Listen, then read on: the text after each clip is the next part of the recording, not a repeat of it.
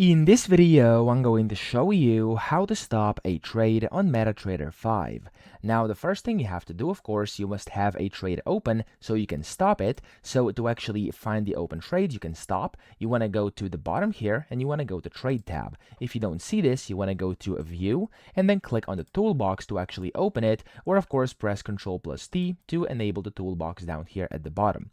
Now, to actually stop or to close a trade, what you have to do is go to the trade. So I have one over here, and you can either right click and you can see it says modify or delete, so this will stop the trade. So you can click on modify delete and you can delete it from here, or the quickest way is going to be to basically click on the X button over here towards the right. So click on that, and then from here it's going to give you a disclaimer. I'm going to click on I accept, and then it's going to basically allow you to essentially stop that trade by closing it. Okay, so this button, if you press it, it's going to close that specific trade. So that's how to stop it. I hope this video helped you out. If it did, please subscribe to the channel and help me out as well.